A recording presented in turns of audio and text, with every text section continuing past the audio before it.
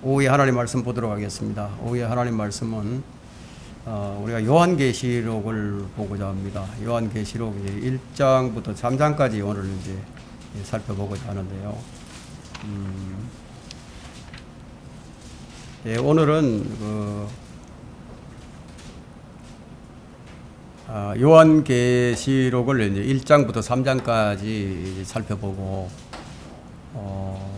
다음 주에 나머지 4장부터 22장까지를 살펴보고자 합니다. 오늘 요한계시록의 총정리라고 할 수 있습니다. 그래서 오늘 이제 이 설교 주제가 이 대환란의 시작입니다. 요한계시록을 총정리해서 2시간에 걸쳐서 우리가 살펴보고자 합니다.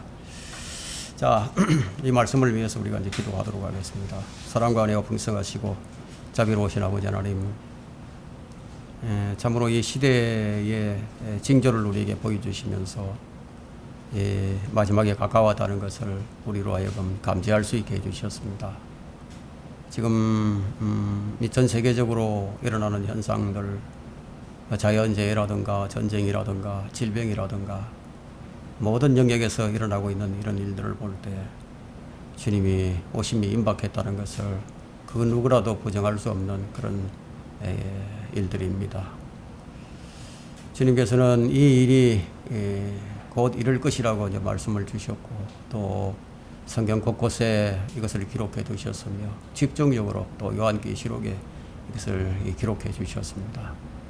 우리는 전무후무한 대환란이 언제 일어날지 그걸 정확하게 그 시기와 때를 알 수는 없지만 곧 임박했다는 사실을 알고 있습니다. 그래서 오늘은 저희들이 요한계시록에 나타나 있는 이 대환란이 언제 시작되는 것인지 이것을 살펴보고자 합니다. 주님께서 저희들에게 지혜를 주시고 또 명철을 주셔서 이 마지막 때를 알므로 인해서 우리가 어떤 인생이 되어야 하는지 그것을 우리가 다시 한번 우리 자신을 살펴보고 우리의 영적 상태를 다시 한번 재무장하고 점검해보는 그런 시간을 갖고자 합니다. 이 시간을 성령님께서 주관해 주셔서 저희들이 집중해서 저의 말씀에 경청하고 또 앞으로 일어날 일들이 어떻게 이루어질 것인가에 대한 성경이 뭐라고 말씀하시는지 그것을 듣는 시간이 되게 해주시기 원합니다. 부족한 종의 입술을 주관해 주셔서 효과적으로 잘 전극해 주시기 원합니다. 곧 다시 오셔서 우리를 데려가 주실 우리 주 예수 그리스도의 이름으로 기도했습니다. 아멘. 이 사람들은 왜 지금을 이 마지막 때라고 말을 할까요? 무슨 근거를 가지고 그렇게 말을 하고 있을까요? 그렇게 이제 말하는 근거는 뭐 이 세상이 점점 더 악해져 가는 것이기도 하겠지만 그것보다도 더 정확한 근거를 댄다고 한다면은 예언의 확실성 때문이라고 말하는 것이 더 좋을 것입니다. 왜냐하면 성경의 예언들이 지금까지 문자적으로 이제 이루어져 왔고 또 이루어져 왔기 때문에 또 앞으로 이루어지지 않은 그런 예언들도 문자 그대로 성취되어져 갈 것이기 때문에 그래서 지금 우리는 대환란이 성취되기 바로 직전에 서 있습니다. 바로 이 점 때문에 우리는 지금 이제 마지막 때인 줄 아는 것입니다. 만약에 성경이 없다면 우리는 성경의 예언이 없다면은 어느 때가 마지막 때인지 우리는 전혀 알 길이 없습니다. 그래서 성경을 믿는다는 것은 예언을 믿는다는 것과도 동일합니다. 성경에는 예언의 직접적인 서술과 간접적인 서술을 포함하는 그 예표까지 다 포함을 한다면 성경의 4분의 3이 이제 예언으로 되어 있다고 보도 과언이 아닙니다.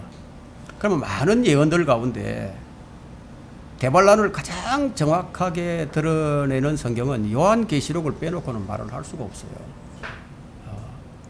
왜냐하면 대환란에 대한 구체적인 예시들이 지금 계시록에 집중이 되고 있기 때문입니다. 막 교회 시대의 이 마지막 때를 사는 우리들이 대환란을 목전에 두고 있는 우리들이 앞으로 이 대환란이 어떻게 다가올는지 아는 것은 매우 중요한 것이 아닐 수가 없겠죠. 근데 우리가 좀 한 가지 유념해야 할 성경 구절이 있는데, 그것은 마태복음 6장 10절에 있는 말씀인데, 이 땅에서 성취될 예언들은 아버지의 뜻이 하늘에서와 같이 땅에서도 이루어진다는 사실이에요. 그런 의미에서 볼 때 요한계시록에 나타나고 있는 대환란, 이 대환란이 네 가지 유형으로 나타나게 되는데요. 이런 모든 현상들이 하늘에서 시작이 되어야만 이 땅에서 실제로 일어나게 된다는 점이에요.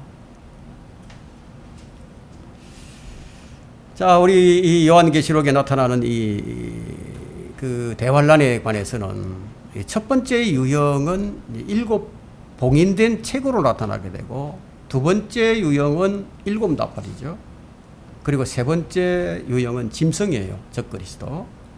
그리고 마지막 유형은 7 호리병으로 나타나게 됩니다. 요한계시록에 나타난 이 모든 내용들을 우리가 다 한 시간에 다 설명하기란 사실상 그건 뭐 불가능합니다. 자, 이처럼 방대한 사건들을 요약을 하고 또 요약을 해서 압축을 해서 이제 이번 주와 이제 다음 주까지 이제 두 번에 걸쳐서 이제 강론을 하고자 합니다. 우리는 이 요한계시록에 나타나는 이 대환란을 확실하게 이제 이해를 함으로써 아직 구원을 받지 못하고 살고 있는 수많은 사람들에게 그들이 이처럼 무시무시한 대환란에 들어가지 않게 하기 위해서 지금 당장 주 예수 그리스도를 믿어야 한다는 것을 보다 정확하게 알리자는 차원에서 이 주제를 가지고 이제 강론을 하게 되었습니다. 요한계시록에 나타난 이 대환란은 무엇보다도 올바른 해석과 적용이 중요합니다. 그 성경의 그 올바른 해석을 위해서는 먼저 우리가 구분해야 할 것이 있는데, 먼저 유대인을 구분해야 하고, 그리고 이방인을 구분해야 하고, 그리고 하나님의 교회를 구분을 해야 합니다. 왜냐하면 우리가 성경을 읽을 때 우리에게 주신 이 메시지가 누구에게 썼는지, 언제 그 일이 일어날 것인지, 또 누가 누구에게 한 말씀인가를 아는 것은 바로 이 성경 해석을 위한 가장 기본적인 요건이라고 할 수 있습니다. 특히 성경은 이제 모든 인류를 유대인과 이방인과 하나님의 교회로 이렇게 구분하고 있기 때문에 고린도전서 10장 32절에 말씀하고 있죠. 그래서 아무도 이런 세 부류에 대해서 그치는 자가 되지 말라고 했습니다. 이들이 하나님을 믿고 구원받는데 방해물이 되지 말라는 거예요. 그래서 성경이 해석하고자 하는 이 말씀이 누구를 대상으로 주어진 말씀인가를 분명히 이제 파악하는 것이 너무나 중요합니다. 그런 면에 있어서 무엇부터 해석을 해야 되느냐, 성경을 어떻게 해석을 해야 하느냐 하면 문자적으로 해석을 해야 한다는 거예요. 진리의 말씀을 올바로 나누어 공부하라는 말씀이 디모데후서 2장 15절에 있죠. 그래서 무엇보다도 그 기록 대상을 아주 바르게 분별을 했다면 그 다음으로 해야 할 것이 뭐냐, 성경의 모든 글자 하나하나가 하나님의 영감으로 주어진 말씀이라는 믿음을 가지고 성경에 기록되어 있는 각 구절 하나하나, 글자 하나하나가 의미하는 바를 기록된 그대로 받아들이는 거예요. 이것을 문자적 해석이라고 하는데, 그러니 문자적 해석의 구체적인 방법은 뭐냐 하면, 어떻게 해야 하느냐 하면, 첫째 각 단어의 의미를 연구하는 거예요. 자, 이 단어가 무엇을 의미하고 있는가, 그걸 우리가 알아야 되겠고, 둘째로는 이 단어 상호 간의 문법과 관련성을 분석할 줄 알아야 됩니다. 우리가 학생들이 초등학교에서 이제 국어를 배우잖아요. 국어를 배우면 그 국어를 배우는 방식으로 그냥 그대로 그냥 우리가 적용을 시키면 되는 것이죠. 상호 간의 문법과 관련성을 분석하고, 그리고 이제 가까이 있는 문맥과 또 멀리 떨어져 있는 이 문맥을 함께 이제 고려해서 이제 문맥을 파악하는 거예요. 이와 같이 이제 문법적으로 또 문맥에 따라서 문자적 해석을 하는 것이 성경적인 해석 방법인데 이것을 위해서 꼭 지켜야 할 원칙은 뭐냐? 예, 관련 성경구들을 찾아서 비교해 보는 겁니다. 왜냐하면 성경은 성경 자체의 증거로 그 해석을 입증을 해야 하기 때문이에요. 성경의 모든 말씀은 자기 짝이 있습니다. 이사야 34장 16절에 다 짝이 있다고 기록을 하고 있거든요. 너희는 주의 책을 찾아 읽으라. 이것들 중에는 하나도 부족한 것이 없고, 하나님 말씀에는 하나도 부족한 것이 없다는 거예요. 하나도 자기 짝이 없는 것이 없으리니 이는 바로 나의 입이 명령하였고 바로 그의 영이 그것들을 모으셨습니다. 근데 하나님께서 말씀하신 많은 말씀들을 누가 모았느냐? 이 사람들이 이렇게 다 모아가지고 편수를 했지만 그렇게 하게 하신 분은 그의 영이라 이거예요. 주의 영이 그렇게 하셨다는 거예요. 그래서 성경이 우리 손에 들려진 이 성경이 이 과정이 모든 과정들이 편수된 과정이라든가 편집된 과정이라든가 이런 모든 것들이 누가 하신 것인가를 지금 이사야 34장 16절이 이제 말씀해 주는 거예요. 바로 그의 영이 그것들을 모으셨습니다. 이제 누구라도 이 말씀에서 벗어난 해석을 해서는 안 된다는 겁니다. 왜냐하면 성경을 사사로이 해석을 하게 되면 그는 스스로 멸망을 하기 때문이에요. 근데 성경에는 쉬운 말씀도 있고요. 더 어려운 말씀들도 있습니다. 근데 잘 이해가 안 되는 말씀을 사사로이 해석을 하게 될 때 주어지는 벌이 너무나도 가혹합니다. 그래서 베드로후서 3장 15절과 16절에는요. 우리의 사랑하는 형제 바울도 그가 받은 지혜대로 그렇게 썼고 그의 모든 편지 가운데서도 이런 것에 관하여 말하고 있으나 그 가운데는 깨닫기 어려운 것이 들어있어 무식한 자들과 경고하지 못한 자들이 다른 성경들처럼 억지로 풀다가 스스로 멸망하느니라. 쉽게 풀리는 것도 있단 말이에요. 그런데 그런 것처럼 쉽게 풀려고 하다가 멸망한다는 거죠. 이런 경고의 말씀이 주어져 있기 때문에 성경은 바르게 구분하여 해석하고 적용해야만 한다는 겁니다. 이제 성경 해석에는 이제 세 가지 적용 방법이 있는데요. 첫 번째는 교리적이에요. 교리적 적용하는 방법이 있고 역사적으로 적용하는 방법이 있고 또 영적으로 적용하는 부분이 있습니다. 그런데 우리가 올바른 해석을 했다고 해도 근데 적용이 잘못돼 버린다면은 그럼 그 해석의 정확성을 우리가 보장을 받을 수 없게 되겠죠. 그래서 이 적용이라는 것도 해석만큼 참 중요합니다. 올바르게 해석한 말씀의 적용은 어떻게 해야 되느냐? 세 가지로 교리적 적용, 역사적 적용, 영적 적용으로 올바로 이게 나누어서 해야 됩니다. 교리적 적용이라는 것은 성경 말씀이 어떤 특정한 사람들이에요. 어떤 특정한 사람들. 그러니까 아까 우리가 세 부류로 나누어서 하나님께서 하나님 주신 말씀이 세 부류에게 주셨다고 말씀하셨는데 바로 유대인이나 이방인이나 교회에게 아주 특정한 이유로 특정한 진리를 가르치기 위해서 기록되었기 때문에 바로 이런 기준을 우리가 적용하는 거예요. 교리적 적용이다. 이 일이 대환란 때 일어날 일인지 이 일이 천년왕국 때 일어날 일인지 이 일이 초림 때 일어날 일인지 이 일이 재림 때 일어날 일인지 교회 시대에 일어날 일인지 구약 시대에 일어날 일인지 그것을 우리가 나누는 것을 바로 이 교리적 적용이다. 나누어서 적용하는 것을. 그 다음에 이제 역사적 적용이란 뭐냐? 성경에 기록하고 있는 말씀이 있죠.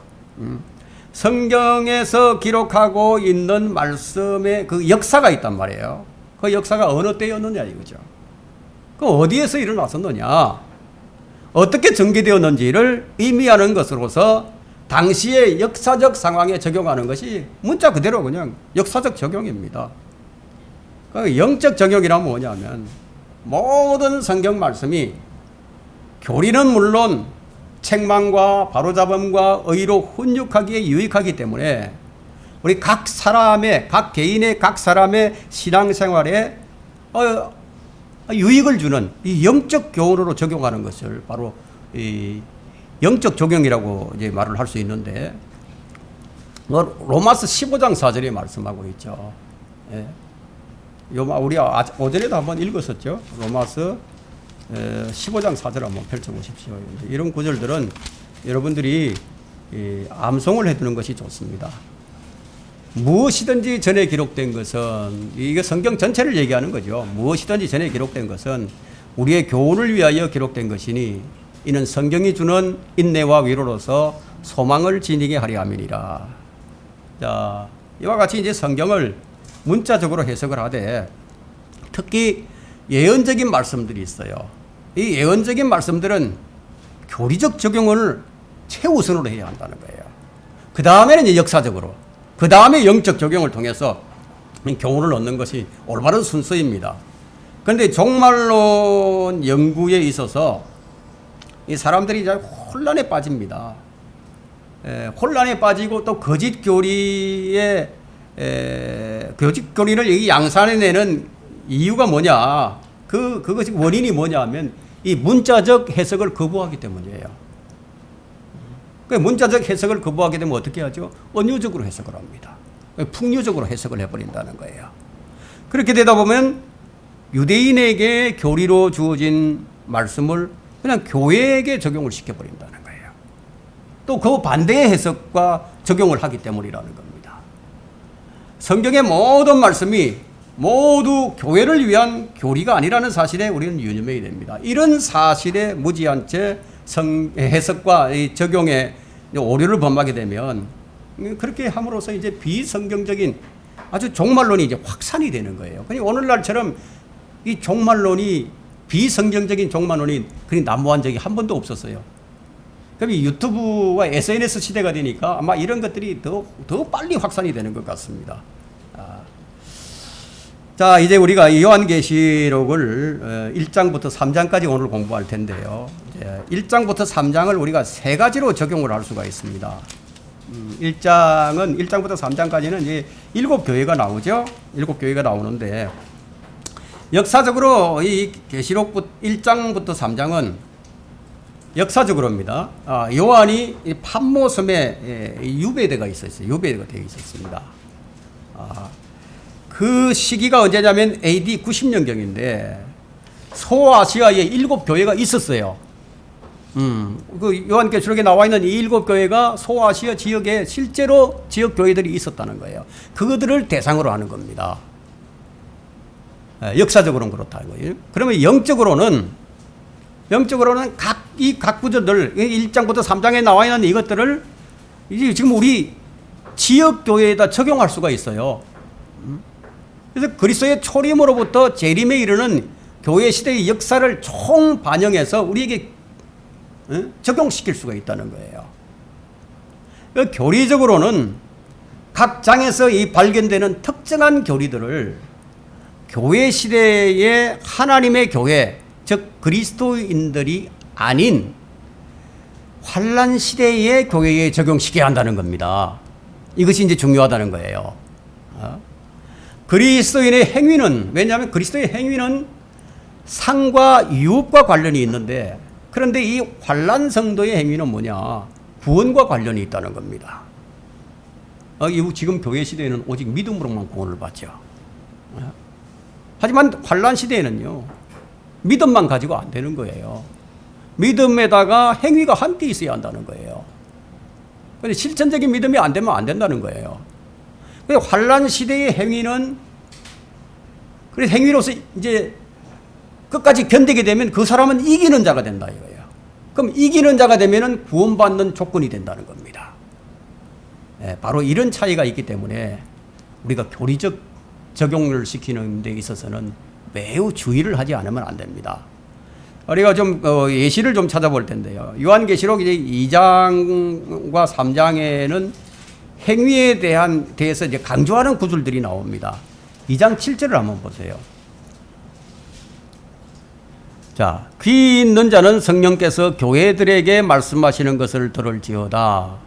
이기는 자에게는 이기는 자가 나오죠? 이기는 자에게는 내가 하나님의 낙원 가운데 있는 생명나무를 주어서 먹게 하리라. 우리 그리스도인들은 뭐 이제 영원 세계에 들어가게 되면요, 뭐 그 거룩한 도성의 그 생명 강가에 있는 그 나무에 나서 나오는 열매를 얼마든지 우리는 마음대로 먹을 수 있어요. 예. 근데 여기는 그게 아니에요. 이기는 자한테만 준다는 거예요. 그래서 바로 이게 뭐냐면 지금 영생을 얻는 수단이 행위이지 은혜가 아님을 나타내죠. 이기는 자가 돼야 된다 이거예요. 생명나무에 참여하기 위해서 사람들이 무엇을 지켜야 하느냐? 계명을 지켜야 된다는 거예요. 요한계시록 22장 14절에 나와 있는 말씀처럼 계명들을 지켜야 된다. 하나님의 주님 예수 그리스도를 믿는 믿음과 믿음에 대한 증거도 가져야 되고 또 하나님의 계명들도 지켜야 된다는 거예요. 2장 11절 한번 보세요. 2장 11절 중간 부분에도 이기는 자는 둘째 사망으로부터 해를 받지 아니하리라고 했죠. 2장 17절도 한번 보세요. 2장 17절에도 두 번째 줄로 마지막에 보면 이기는 자에게는 내가 감추어진 만나를 주어서 먹게 하리라. 이기는 자다. 이기는 자. 그 다음에 23절 그리고 23절에는 또 내가 너희의 행위에 따라 너희 각자에게 주겠노라고 말했고, 또 24절에는 그 23절에는 내가 너희 행위에 따라 너희 각자에게 주겠노라. 그리고 24절에는 이기고 끝까지 주의 일을 지킨 자들에게, 또 26절, 27절, 내가 민족들을 다스리는 권세를 줄 것이요 그가 철장으로 그들을 다스리리니 그들이 질그릇같이 산산조각으로 부서지리라. 이런 말씀들이 주어지고 있습니다. 그리고 3장 4절과 5절 한번 보세요. 3장 4절 5절. 사대에 있으면서 자기들의 옷을 더럽히지 아니한 몇 이름들이 네게 있어 그들이 흰 옷을 입고 나와 함께 다니니 이는 그들이 합당한 자들이기 때문이라. 이기는 자는 흰 옷을 입을 것이요 이기는 자는 흰 옷을 입는다고 했습니다. 내가 그의 이름을 생명의 책에서 지워버리지 아니할 것이며, 우리 그리스도인들이 아니죠. 또 그의 이름을 내 아버지 앞과 그 천사들 앞에서 시인할 것이니라. 그리고 3장 12절에 보시면 이기는 자는 내가 내 하나님의 성전의 기둥으로 삼으리니. 자, 이기는 자예요. 다 이기는 자. 그리고 21절도 보세요. 3장 21절에도 이기는 자에게는 내가 내 보좌에 나와 함께 앉을 자격을 주리니 이는 내가 이겨서 내 아버지와 함께 그의 보좌에 앉은 것과 같으리라. 자, 이기는 자에게. 자, 우리는 어떻죠? 우리는 이미 이긴 자들이죠. 자, 우리는 이미 이긴 자들이다 이거예요. 자, 이처럼 끝까지 이겨야지 구원과 보상이 주어진다는 겁니다. 그럼 우리가 이제 요한계시록에 나오는 과거와 현재와 미래를 우리가 어떻게 구분할 것이냐? 어떻게 구분하고 이 사도 요한이 이 편지를 쓸 때의 그 위치가 어느 시점인지를 아는 것이 매우 중요합니다. 요한계시록은 크게 이제 세 부분으로 시대를 나눌 수 있는데요. 첫 번째로 나눌 수 있는 부분은 교회 시대예요. 교회 시대. 이 교회 시대는 그리스도의 부활 성천에서부터 교회의 휴거까지가 바로 이제 1장부터 3장까지 이제 기록이 되어 있고, 두 번째는 환란 시대는 교회의 휴거 이후부터 재림 때까지, 그것이 4장부터 19장까지예요. 그래서 우리가 1장부터 3장까지 오늘 공부하고, 다음 시간에는 이제 4장부터 19장까지 대환란에 대해서, 그리고 마지막 20장부터 22장까지 이렇게 공부를 하는데요. 다음 시간에는 이제 다 나머지를 다 하게 될 겁니다. 천년왕국은 재림으로부터, 예수 그리스도의 재림으로부터 큰 백보자의 심판 때까지 20장에 이렇게 나옵니다. 이렇게 세 가지 시대로 구분하는 것이 아주 중요한 이유가 뭐냐? 요한계시록이 이렇게 세 부분으로 나누어졌기 때문이에요. 하나님께서 이렇게 나누어 놓으신 거예요. 자, 이러한 구분은 어떤 것을 어떤 근거를 가지고 이렇게 구분할 수 있느냐 하면 계시록에서는 하늘이 두 번 열리는 것이 나옵니다. 하늘이 두 번 열리는 사실과 이제 연관이 있는데 4장 1절과 이전에서 이제 하늘에 한 문이 열려가지고 이 일 후에 내가 쳐다보니 이 이후로는 교회가 휴거된 다음이에요. 그리고 이 일 후에 내가 쳐다보니 보라 하늘에 한 문이 열려 있는데 내가 들은 첫 음성은 나팔 소리 같았으며 내게 말하여 이르기를 이리 올라오라. 이게 올라간다 이게 교회가 올라간다. 자 그리고 19장 11절에요. 19장 11절에 또 하늘이 한 번 또 열립니다.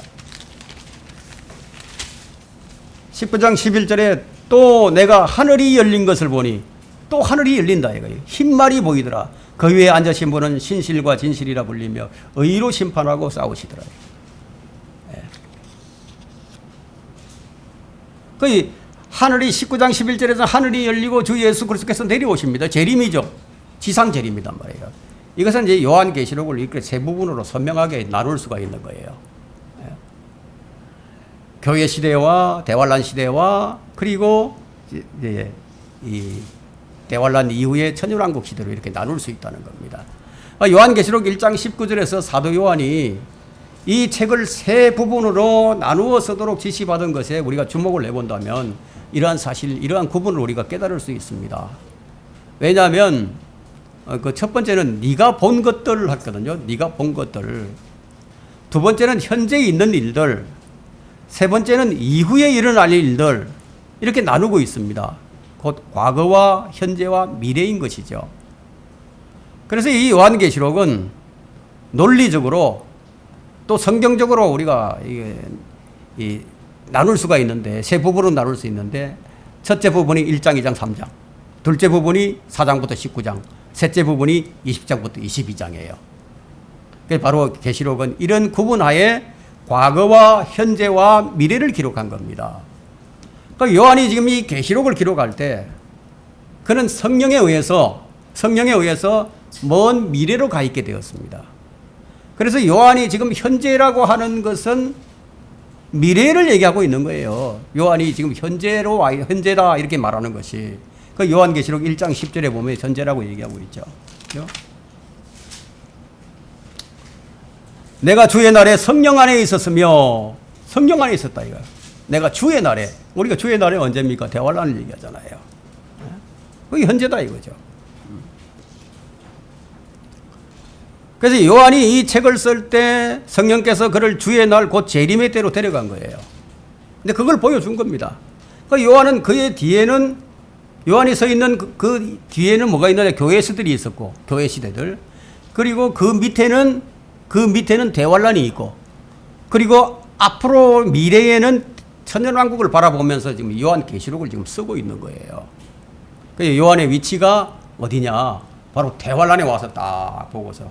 대환란에 가면은 교회 시대는 이제 옛날이 되는 거죠. 과거가 되는 거죠. 그리고 앞으로 천년왕국은 아직 안 왔으니까 미래가 되는 거죠. 네. 이렇게 나누는 것이 중요하다고 볼 수가 있습니다. 왜 이렇게 우리가 이런 성경을 이렇게 말씀을 공부를 하느냐? 너무 거짓된 그 교리들이, 종말론에 대한 거짓된 교리들이 너무 많이 나와 있기 때문이에요. 근데 우리가 이런 것을 확실하게 알아야 됩니다. 자, 우리가 두 번째 살펴볼 것은 이제 천년왕국인데요. 이 천년왕국에 대해서는 뭐 계시록 20장이 가장 잘 나타내고 있죠. 6번씩이나 천년의 기간을 언급하고 있습니다. 1절부터 7절 사이에요. 예, 그래서 종말론에는 이제 두 가지 핵심적인 논제가 있게 되는데, 그 첫째는 천년왕국과 연관되어 있는 거고, 둘째는 휴거와 연관된 겁니다. 그래서 우리 이 천년왕국으로 인해서 두 신학 체계가 갈라지게 됩니다. 신학 체계가. 거기서 나오는 것이 전천년주의가 나오게 되는데, 전천년주의는 뭐냐? 주님께서 천년왕국이 시작되기 앞서 예수 그리스도께서 재림을 하시고 주님께서 직접 문자적인 천년왕국을 세우시고 통치한다는 그런 주장이 바로 전천년주의고, 그러면 전천년주의 관점은 왕이신 주 예수 그리스도께서 다시 오시기 전까지는 이 땅에 어떤 종류의 천년의 통치나 평화가 결코 없을 것이라는 거예요. 이 점은 이사야 57장 21절이 이제 말씀하고 있습니다. 그래서 이 전천년주의가 바로 성경적 교리입니다. 두 번째 신학 체계는 이제 후천년주의입니다. 후천년주의. 이 후천년주의는 천년왕국 이후에 주님께서 재림하신다는 주장이에요. 예수 그리스도 없이 인간의 힘으로 이 땅의 천국을 실현시켜 보겠다. 그렇게 말을 하고 있는데 그건 사실 불가능한 거죠. 그래서 후천년주의는 인간이 주님의 재림을 거부하고 대신에 자기 의를 내세워서 자기 의를 내세우는 사실상 뭐 교만과 욕망, 욕심의 표출이라고 할 수밖에 없습니다. 인간이 이 땅의 평화를 정착시키고 더 살기 좋게 만들려고 모든 차별들을 제거시키려고 하는데 이것은 결국 선과 악, 하나님과 마귀의 구분을 없애는 것이기 때문에 바로 비성경적인 것이에요. 바로 이 후천년주의자들이 바로 이런 자들입니다. 이사야 5장 20절에 단 것을 쓰다 하고 쓴 것을 달다 하고 그러죠. 세 번째 신학 체계는 이제 무천년주의인데요. 자, 이 무천년주의자는 참 모든 것을 영적으로만 봅니다. 그래서 문자적인 천년왕국은 없다는 거예요. 단지 이제 주님께서 이제 심판을 하시기 위해서 이 세상 마지막에 오셔서 이 세상이 종말을 맞게 된다는 그런 주장입니다. 그래서 무천년주의자는 이제 문자적인 천년왕국을 거부해버리고 그것을 영적인 왕국이라고 왜곡을 하게 되죠. 그래서 교회 시대 전체를 영적인 왕국으로 규정하는 그런 오류를 범하고 있는 거예요. 지금 이 시대를 한번 보세요. 지금 우리가 살고 있는 이 시대는 교회 시대라고 불리는데, 근데 이 교회 시대에는 이 영적인 하나님의 나라도 있는 반면에 이 세상 나라들도 있는 거예요. 뭐 오정돼서 영적인 것이 아닌 것이죠. 그래서 이 장로교를 비롯해서 대부분의 이제 개신교들과 가톨릭이 바로 이것을 주장합니다. 무천년주의자들이에요. 그럼 휴거와 대환란을 성경이 어떻게 말하고 있는가 하는 거예요. 성경이 휴거에 대해서, 대환란에 대해서 어떻게 말하고 있는가. 그런데 우리가 좀 주의해야 될 부분이 있는데, 전천년주의를 믿는다, 나는 전천년주의자다, 이렇게 말을 한다고 해서 다 성경적인 종말론자가 아니라는 거예요. 우리가 이제 두 번째 논제, 첫 번째 논제는 천년왕국이었고 두 번째 논제는 휴거인데, 이 휴거와 관련해서 어떤 해석을 하는가에 따라서 성경적 교리와 거짓 교리가 분명하게 구분됩니다. 예수 그리스도의 재림이 하나지만, 근데 이것도 엄연히 구분이 돼요. 지상으로 내려오시는 것이 있고 공중으로 내려오시는 것이 있단 말이에요. 그러면 공중 재림은 즉 성도의 휴거가 있은 후에 이제 대환란이 이제 시작이 됩니다. 그리고 지상 재림을 통해서 대환란이 끝나면서 천년왕국의 통치가 시작이 됩니다. 반드시 우리가 여기서는 휴거와 재림을 구별해야 된다는 거예요. 바로 지상 재림과 교회의 휴거 사이에 끼어져 있는 기간이 바로 대환란이라는 겁니다. 그러면 교회가 대환란을 통과하지 않고 대환란 이전에 휴거된다는 환란 전 휴거를 믿는 것이 바로 세대주의적 전천년주의자들입니다. 이 전천년주의자들도 참 여러 가지로 또 구분이 되는데요. 전 3년 반이 끝난 후에 예수님이 오신다, 이렇게 또 주장을 하는 사람들도 있고, 또 후 3년 반이 끝난 후에 예수님이 오신다, 뭐 이렇게 주장하는 사람들도 있고, 다양하게 지금 전천년주의자들 가운데서도 또 의견이 참 분분합니다. 바로 역사적 전천년주의자들인데요. 이 역사적 전천년주의자는 뭐냐면,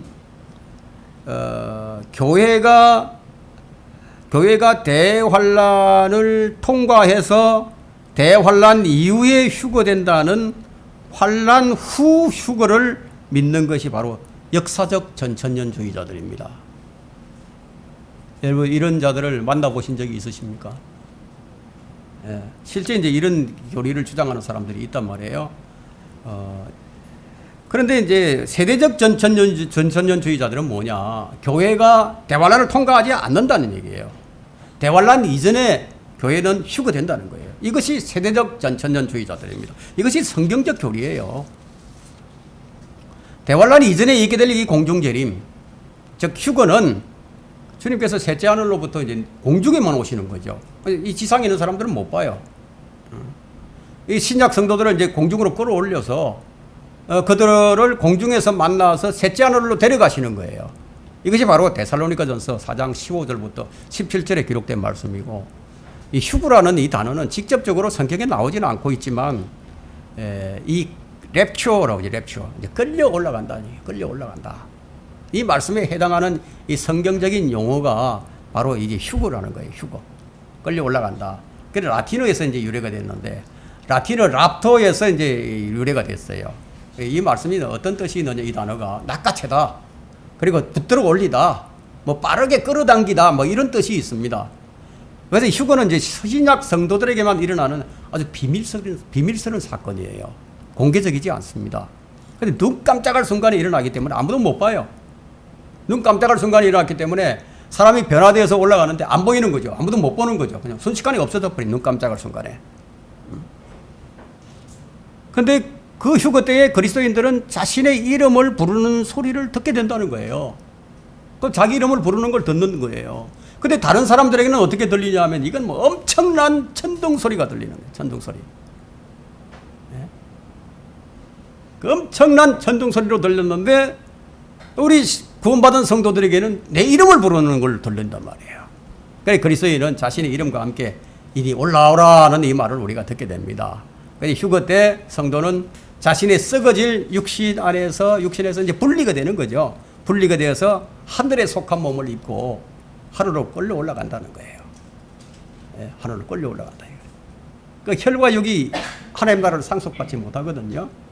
그래서 우리는 어떤 몸을 입고 있느냐? 예수 그리스도와 똑같은 몸을 입는다고. 뭐 이것이 뭐 성경에 한두 군데 나와 있는 것이 아니고요.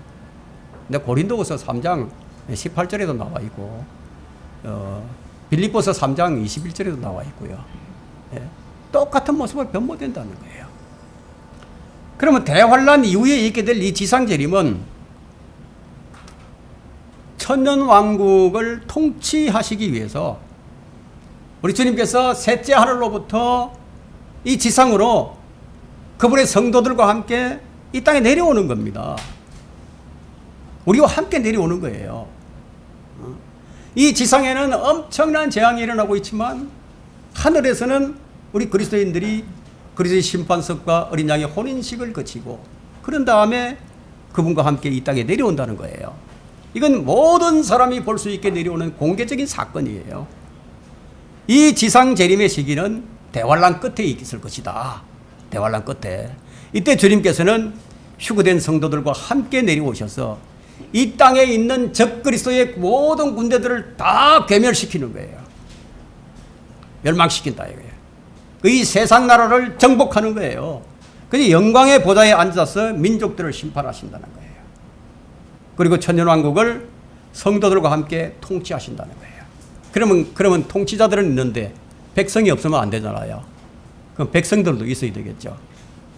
우리 그리스도인들 다 통치자들인데 그럼 백성들은 마태복음 25장에 나와 있는 대로 민족의 심판을 거쳐서 대환란 때 살아남아 있는 남은 자들, 그 남은 자들이 양과 염소의 무리로 나누어져서 심판을 받고 양의 무리로 분류된 사람들은 천년왕국으로 들어가는 거예요. 거기서 자식도 놓고 천년 동안 죽지 않고 사는 거예요. 엄청난 이제 자식들을 놓겠죠. 바다의 모래알처럼 많은 사람들이 이제 생겨나게 될 겁니다.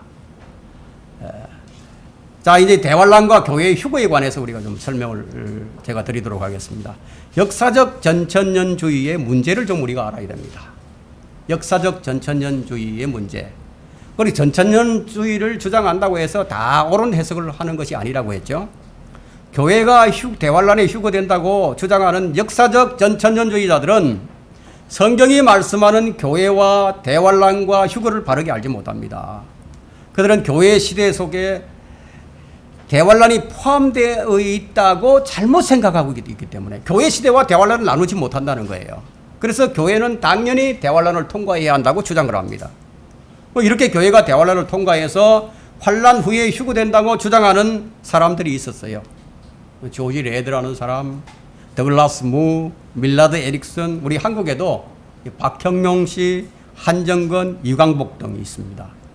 자, 이들은 구약의 이스라엘을 신약의 교회가 모든 것을 대체했다고 주장을 합니다. 그들은 유대인이 그리스도를 거절함으로써 그들이 선민의 특권을 잃어버리고 대신에 그들의 모든 지위와 그들의 복을 교회에게 주셨다. 그래서 교회를 역사적 이스라엘로 여김으로써 이스라엘에게 주어졌던 모든 것들이 교회에게 영적으로 성취되었다고 잘못 판단해 버린 거예요. 마치 바울 시대에 영지주의자들이 있었던 것처럼 그렇게 돼버렸다는 거예요. 이와 같이 환란 후 휴거를 주장하는 역사적 전천전주의자들은 이스라엘에게 주어진 대환란을 교회에 교리적으로 적용함으로써 큰 오류를 범하게 된 겁니다. 그래서 교회가 만약에 여러분 생각해 보세요. 교회가 대환란을 통과해야 된다고 한번 생각을 해보세요. 그러면 여러분들은 어떨 것 같습니까? 야, 이 대환란을 엄청난 대환란을 우리가 통과해야 되는데 막 대환란을 통과할 준비를 할 거 아니에요.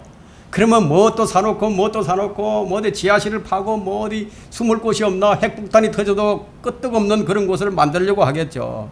예. 그런 오류를 범하게 된다는 겁니다.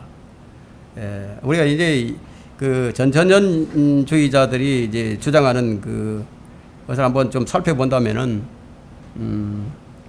환란 후 휴거로는요, 역사적 전천전설을 취하고 있는 학자들의 이론입니다.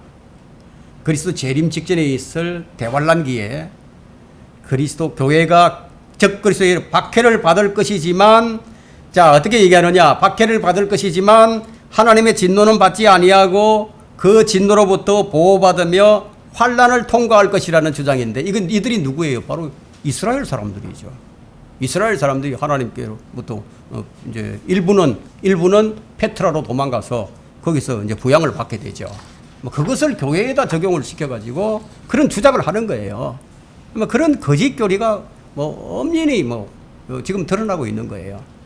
그러면 교회 시대에 교회가 겪는 환란과 지금 대환란은 사실 본질적으로 완전히 다르거든요. 그럼 역사적 전천전주의자들은 교회가 역사를 통해 언제나 환란을 당해왔기 때문에 대환란에도 들어가게 된다고 주장을 하면서 이 두 가지를 같은 것으로 오해를 하는 거예요. 그러나 성경은 교회가 교회 시대에 겪게 되는 환란, 로마서 5장 3절이라든가 디모데후서 3장 12절, 근데 이런 겪게 되는 환란과 주님의 지상 재림 직전에 있은 이 대환란을 명확하게 구분해서 말을 합니다. 여러분, 이 대환란에 관한 말씀이 가장 정확하게 제시되고 있는 것이 이제 예수님께서 하신 말씀 중에 마태복음 24장과 마가복음 13장과 계시록 7장이죠. 그 마태복음 24장 21절은 대환란에 대해서 이렇게 얘기를 합니다. 이는 그때에 대환란이 있으리니 그와 같은 것은 세상이 시작된 이후로 지금까지 없었으며 또 결코 없을 것이기 때문이라. 기록된 말씀 그대로 대환란은 세상이 시작된 이후로 한 번도 없었던 거예요. 그리고 앞으로도 또 없을 것이라는 거예요. 아주 특별한 환란을 얘기하고 있는데, 따라서 교회 시대 동안 교회가 겪는 일상적인 환란과는 다르다는 거예요. 그래서 교회가 통과해야 할 것은 더더욱 아닙니다. 이 대환란의 고난은 역사를 통해서 이전에 한 번도 나타난 적이 없었고요. 이후에도 없을 극심한 고난의 기간이기 때문에, 또 이 교회 시대에 교회가 겪게 되는 환란과는 본질적으로 다르기 때문에 마태복음 24장 21절을 비롯한 여러 구절들에서 지금 대환란이라고 분명하게 딱 명시를 하고 있다는 거예요.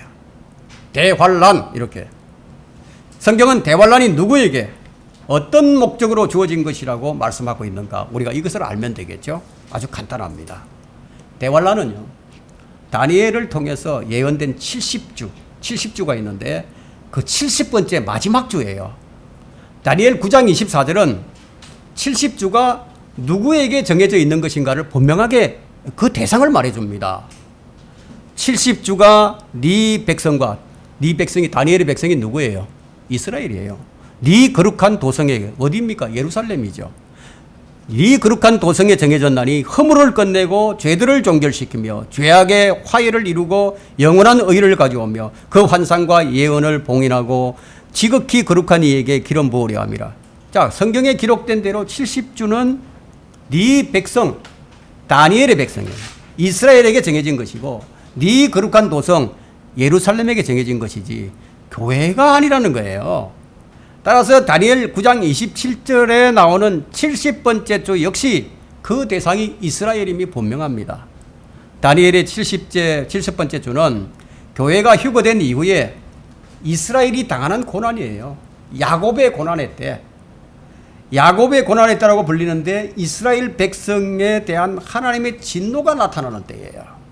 이 고난의 때를 거쳐야 이스라엘은 구원을 받게 된다고 예레미야 30장 7절에 말씀하고 있습니다.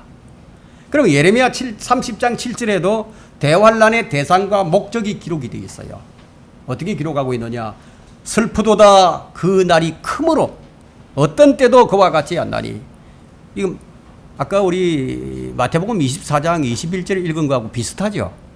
그 날이 크므로 어떤 때도 그와 같지 않나니 그날은 야곱의 고난의 때라. 그러나 그는 그 고난에서 구원을 받으리라.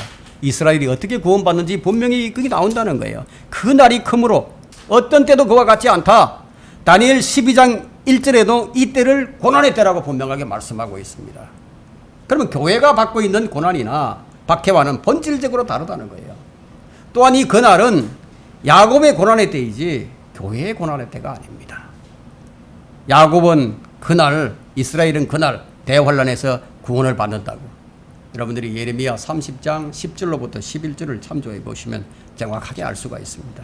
그러나 교회는요, 대환란이 아니라 대환란 이전까지 이 교회 시대, 지금 이 시대에 우리 구원을 받는다는 거예요. 이와 같은 대환란은 우리 교회 시대는 은혜의 시대라고 그러잖아요. 만약에 이 은혜의 시대가 아니라면 우리가 다시 한번 이걸 생각해 볼 수 있겠지만 은혜의 시대단 말이에요. 은혜의 시대는 이 대환란하고는 전혀 상관이 없죠. 이 대환란은 어떤 이유로 받게 되느냐 하면은 주 예수 그리스도를 거부한, 예수 그리스도를 십자가에 못 박고 처형시킨 이스라엘이 하나님께 징계를 받는 기간이에요. 이 기간을 통과하면서 그들은 회개를 해야 된다 이거예요. 그들이 못 박은 메시아에 대해서 회개를 해야 된다 이거예요. 회개를 하고 그들이 죄악이 정결케 되고 그들이 구원받도록 하나님께서 이스라엘에게 주신 특별한 기간이 바로 대환란이라는 거예요. 그래서 성경은 우리에게 이것을 몰라서 역사적 전천년주의자가 되지 말라고 말씀하고 있습니다. 자, 로마서 15장, 11장 25절 한번 펼쳐보세요.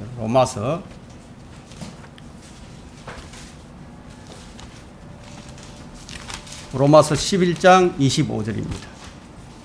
25절부터 27절까지 제가 읽겠습니다.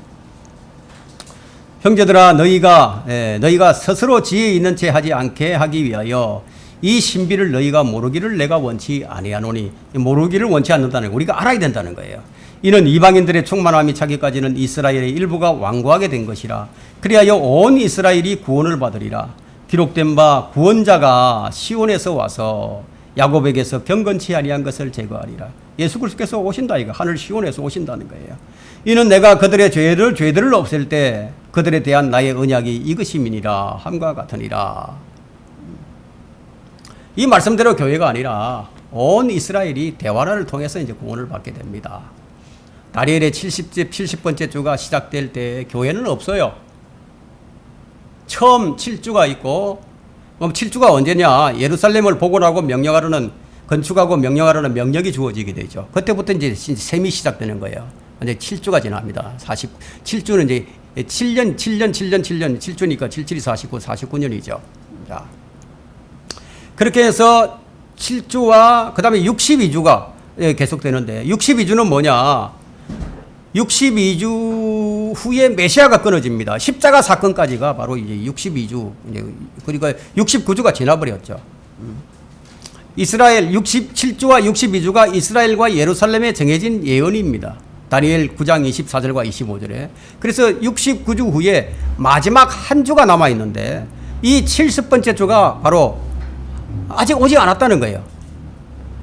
70번째 주는 이제 공백을 뛰어넘어서 장차 미래에 성취될 예언으로 남았는데 그것이 바로 대환란이에요. 69주와 70째 주 사이에는 뭐가 끼어져 있느냐? 뭐가 하나 딱 끼어져 있는데 교회 시대가 딱 끼어져 있는 거예요. 그래서 이 기간에 메시아이신 예수님의 구속 사역으로 교회가 시작이 되었습니다.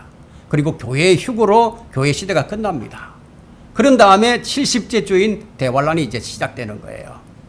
그래서 마태복음 24장 29절과 30절은 대환란과 재림의 관계에 대해서 이렇게 말을 합니다. 그 날들의 환란 후에 즉시 해가 어두워지며 달이 그 빛을 내지 아니하며 별들이 하늘에서 떨어지고 또 하늘들의 권능들이 흔들릴 것이라. 그 후에 하늘에 있는 인자의 표적이 나타나리니 땅의 모든 지파들이 통곡할 것이며 또 그들은 인자가 권세와 큰 영광으로 하늘의 구름을 타고 오는 것을 보리라. 실제 눈으로 본다는 거예요. 여러분 어제 날씨가 참 좋았죠. 하늘을 보니까 구름이 얼마나 멋있게 쫙 떠 있습니까? 그런 구름을 타고 눈으로 보이게 오신다는 거예요. 우리가 그 구름을 타고 온다고 생각을 해보세요. 얼마나 흥분되죠? 정말 말로 형용할 수가 없겠죠. 우주를 여행해서 오는 거예요. 대환란 후에 즉시 하늘의 표적이 나타나고 주님께서 재림하신다는 거예요. 그래서 따라서 재림 직전 대환란은 교회가 경험하는 고난이 아니라는 거예요.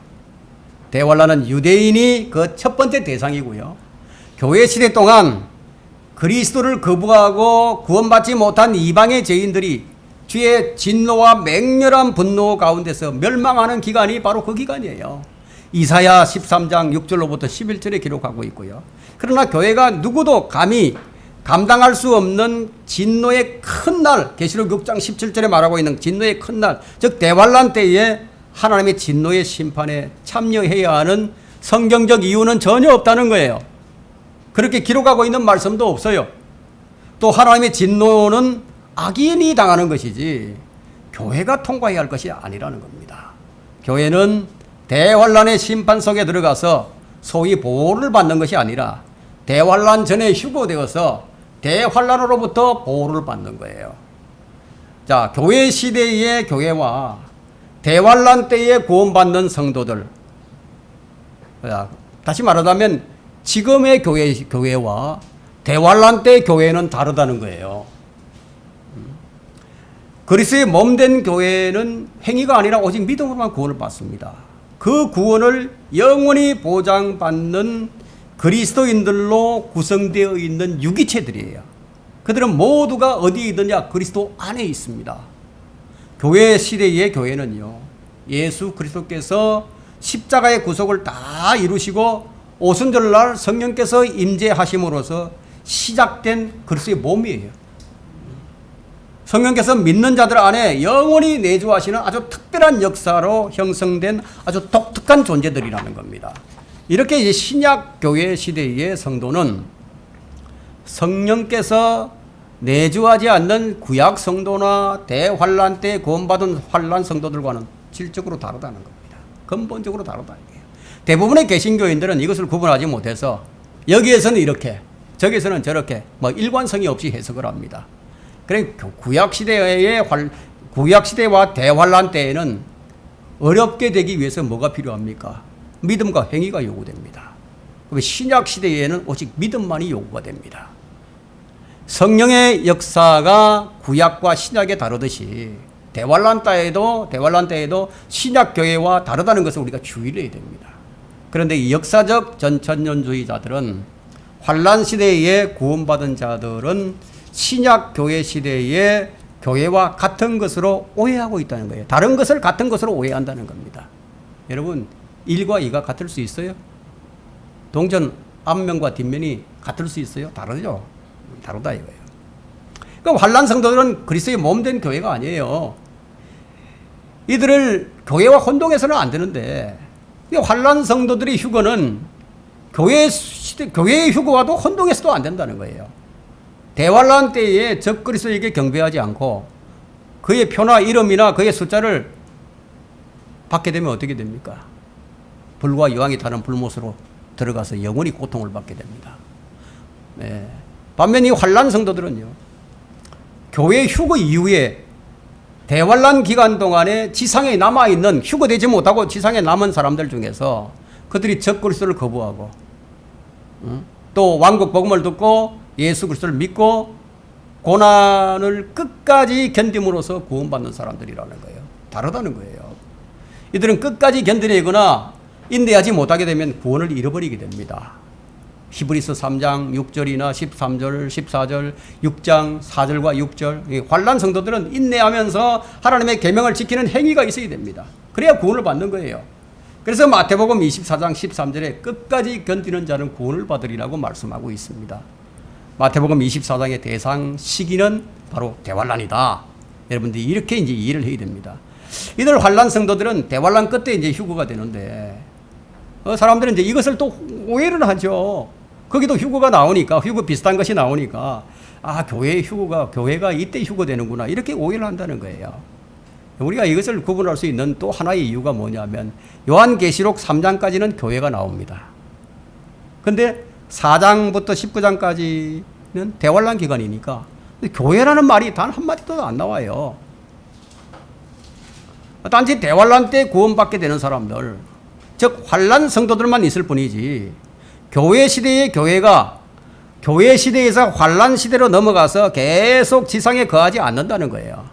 그런데 역사적 전천년주의자인 사람들은 이렇게 주장하는 거예요. 교회가 환란을 통과한다. 교회 요한계시록은 전 세계 교회에게, 지금의 교회에게 주신 것이다. 이렇게 주장을 해버린다 이거예요. 그러나 이것은 요한계시록 전체에 대한 무지한 주장이죠. 요한계시록 4장부터 19장은 대환란 기간이고, 20장은 천년왕국이고, 21장과 22장은 영원시대인데, 특히 22장 5절까지가 영원시대에 대한 말씀으로 연대기적인 시대에 관한 계시록의 말씀이 모두가 다 끝나버립니다. 그리고 마지막 부분인 계시록 22장 6절로부터 21절은 모든 예언을 기록한 이후에 이 결론 부분으로서요, 권면과 또 경고와 소망을 기록하고 있습니다. 따라서 계시록 22장 16절에서 교회들이 언급되는 것을 볼 수 있는데, 4장 이후에 이제 처음으로 또 나오는 거예요. 22장에 가서. 이제 4장 이후에도 교회가 나오고 있으니까, 22장에 나오니까 이 역사적 전천전주의자들은, 야, 이거 봐라. 계시록 22장 16절에도 이 교회가 나오지 않느냐. 그래서 요한계시록 전체를 교회 시대에 적용시켜야 한다고 주장하는 겁니다. 이것은 무엇과 같습니까? 요한계시록의 연대기에 대한 그의 무지를 드러내고 마는 것이죠. 자, 교회는 대환란 전에 휴거되고요, 결코 환란 후에 휴거되지 않습니다. 교회는 대환란과 상관이 없고요, 대환란 전에 휴거됩니다. 교회는 대환란 때 이 땅에서 하나님의 진노를 받지 않습니다. 지금 뭐 대환란을 준비하고 이럴 필요가 없다는 거예요. 하나님의 진노는 불순종의 자녀들을 위해 임하게 됩니다. 교회가 준비해야 될 것은 무엇입니까? 예수 그리스도를 맞이할 준비를 하는 것이지, 대환란을 맞이할 준비를 하는 것이 아니라는 거예요. 그리스도인은 다가올 진노로부터 자신을 구해내 주신 주님께서 하늘로부터 오시는 것을 기다리는 사람들입니다. 교회는 구원의 영원한 보장을 받았지만, 대환란의 환란 성도들은 구원을 잃어버릴 수도 있기 때문에, 대환란은 교회가 통과하는 것이 아니라, 따라서 교회가 대환란을 통과해야 한다는 주장은 성경 전체의 말씀과 모순이 됩니다. 하나님의 약속의 말씀을 무시하는 것이 되고요.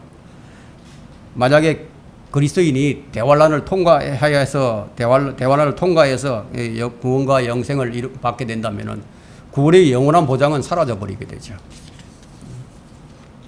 자, 재림에는 두 가지 단계가 있음을 우리가 유의해야 됩니다. 왜냐하면, 자, 주님의 재림은 우리가 그냥 통칭적으로 그냥 한번 이렇게 재림이다 이렇게 얘기를 하지만, 근데 이 시간적 격차가 있단 말이에요. 공중 재림과 지상 재림, 이게 두 단계로 이루어지게 되는데, 첫 단계가 공중으로 재림하는 것이고 곧 휴거되는 성도들과 만나서 하늘로 올라가는 거예요. 두 번째 단계가 이제 성도들과 함께 지상으로 재림하는 거예요. 그러나 환란 후 휴거를 주장하는 역사적 전천전주의자들은 휴거와 재림의 시점이 시간적 격차가 없이 동시적이라고 가르칩니다. 그러나 교회 휴거와 재림 사이에는 분명한 시간적 격차가 있습니다. 즉 대환란이 있는 거죠. 교회 휴거는 어떤 구체적인 사건이나 징조 없이 눈 깜짝한 순간에 비밀스럽게 일어나지만, 재림은 대환란이라는 분명한 사건 이후에 모두가 볼 수 있게 공개적으로 이루어집니다. 역사적 전천년주의가 무엇인지 여러분 이제 분명히 이제 아셔야 됩니다. 마태복음 24장 31절의 큰 나팔 소리와 고린도전서 15장 52절의 마지막 나팔 소리, 그리고 데살로니가전서 4장 16절의 하나님의 나팔 소리, 요한계시록의 천사가 일곱 번째 천사가 나팔을 부니라는 말씀을 우리가 올바르게 구분하지 못하고 똑같은 것으로 오해하는 사람들이 역사적 전천년주의자라는 거예요. 이것은 교회가 휴거될 때 울리는 나팔과 대환란 때 하나님의 진노의 심판 가운데 일곱 나팔 심판 중 일곱 번째 나팔과 재림 때의 나팔을 같은 것으로 혼동한 결과입니다. 따라서 역사적 전천년주의자들은 교회가 대환란을 통과해야 한다고 생각하고 있기 때문에 서로 다른 세 종류의 나팔 소리를 같은 것으로 지금 오해하고, 교회가 대환란을 통과한 후에 휴거된다는 거짓 교리를 주장하게 되는 겁니다. 역사적 전천년주의자들은 교회와 연관해서 대환란과 휴거를 잘못 알고 있기 때문에 성경적 진리를 분명하게 설명할 수도 없고 거짓 교리를 양산해내게 된 것이죠. 교회가 환란 전에 휴거되어서 하늘에서 그리스도의 심판석을 통해 상급의 심판을 받게 되고요. 지상 재림 전에 대환란이 끝나는 시점에 어린 양의 혼인식을 거친 후에 예수 그리스도와 함께 영광스럽게 재림을 하게 됩니다. 그러나 환란 후 휴거를 주장하는 역사적 전천년주의자들은 교회가 휴거되고 나서 바로 주님께서 재림한다고 가르치기 때문에 교회가 왜 휴거를 해야 하는지, 그 이유와 그리스도의 심판석과 어린 양의 혼인식을 제대로 설명할 수 없게 됩니다. 이스라엘의 회복을 오해해서 이스라엘이 대환란 전에 회복된다고 주장을 합니다. 대환란 전에 회복이 된다고 주장을 한단 말이에요. 지금 막 이스라엘이 본토로 막 돌아오고 있죠. 그러니까 대환란 전에 회복될 것이라는 이런 주장을 하는 사람들도 있습니다. 단지 이스라엘이 그들의 본토로 돌아오는 것은 회복을 위한 준비일 뿐이에요. 이스라엘이 야곱의 고난의 때인 대환란을 거침으로써 그들의 죄를 씻고 재림하시는 예수 그리스도를 영접하게 되는데, 이것을 통해서 주님께서는 천년왕국에서 이스라엘 예루살렘에 있는 다윗의 보좌에서 통치를 하게 됩니다. 이것이 바로 이스라엘 회복이에요. 이것이 이루어지기 전에는 이스라엘 회복은 없습니다. 그 시점이 대환란 이후가 될 것입니다. 마태복음 25장에 열 처녀들이 나옵니다. 이 열 처녀들의 비유를 잘못 해석하고 있죠. 성경에서 열 처녀들이라는 이 복수형으로 불리는 이 순결한 처녀들이 있는데, 열 처녀들이 있는데요. 열 처녀들은 순결한 처녀로 불리는 교회와는 달라요. 순결한 처녀들이 아니고 순결한 처녀, 단수로 불린다. 교회는 단수로 불립니다. 모두가 한 몸을 이루고 있기 때문에, 그리스도의 몸을 이루고 있기 때문에, 그래서 서로 다른 부류의 사람들입니다. 이 처녀들은 신랑과 결혼하기 위해 가는 신부가 아니라 신부와 결혼을 한 신랑을 맞으러 가는 처녀들을 부리라는 거예요. 더구나 이 처녀들을 교회라고 본다면은 교회 시대에 어떤 문제가 생기게 되냐면은 성령을 행위로 살 수 있다, 이렇게 돼버린다는 거예요. 그러니까 심각한 오류가 생겨나게 되죠. 처녀들은 교회가 아니라 환란 시대에 등장을 하게 됩니다. 복수형으로서 기록된 이 처녀들, 대환란 때 믿음과 행위로 구원받는 성도들입니다. 이제 다음 시간에 이제 4장부터 나머지 22장까지를 마무리하도록 하겠습니다.